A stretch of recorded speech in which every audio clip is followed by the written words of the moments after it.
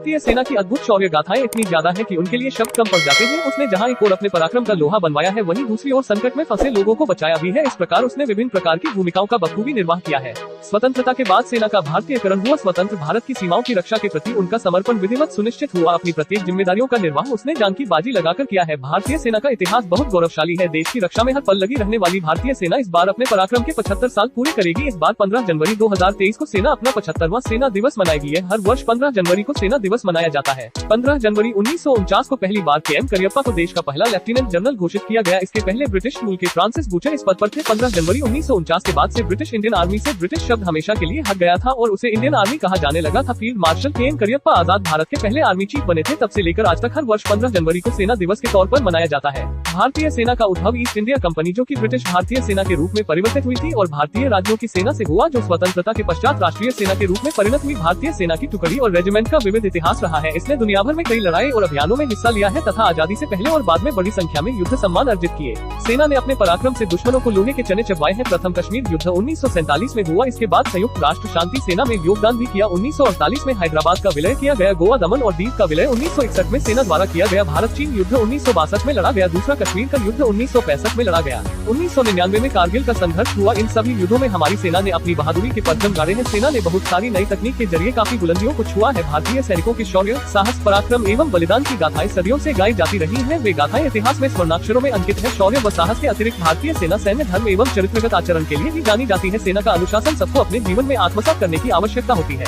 लोकसभा के आंकड़ों के मुताबिक पिछले 2 साल में दुश्मनों से लड़ते हुए भारतीय सेना के 150 जवान शहीद हुए और वर्ष 2015 में 85 सैनिक शहीद हुए। लगातार सैनिक शहीद भी होते जा रहे हैं। इस ओर भी सरकार का ध्यान होना चाहिए। कोई उचित उपाय भी करना चाहिए जिससे हमारे सैनिकों की शहादत ना हो। बार बार दुश्मन देश की नापाक हरकत को ठीक करने के लिए सेना ने सर्जिकल स्ट्राइक करके इनको ठीक से जवाब दिया। भारतीय सेना ने पाकिस्तान में घुसकर सर्जिकल स्ट्राइक को अंजाम देते हुए 7 आतंकी शिविरों को ध्वस्त कर दिया था। साथ ही 38 आतंकियों को भी मार गिराया। इस प्रकार की स्ट्राइक की पहले से ही संभावना जताई जा रही थी। सीमा पर पाकिस्तान लगातार सीज फायर का उल्लंघन कर रहा है। इस साल 20 बार घुसपैठ की गई है, लेकिन हमारी सेना ने उनकी कोशिशों को नाकाम साबित कर दिया है। भारत ने नियंत्रण रेखा के पास स्थित आतंकी शिविरों पर सर्जिकल हमले किए, जिनमें आतंकवादियों को भारी नुकसान पहुंचा है और अनेक आतंकवादी मारे गए। इसके बाद दोबारा 23 दिसंबर 2017 में जम्मू कश्मीर के राजौरी क्षेत्र में पाकिस्तान की तरफ से फायरिंग की गई, जिसमें एक मेजर समेत 4 भारतीय जवान शहीद हुए। अपने साथियों की शहादत का बदला लेने के लिए भारतीय सेना ने पाकिस्तान को तुरंत मुंहतोड़ जवाब देने की योजना बनाई।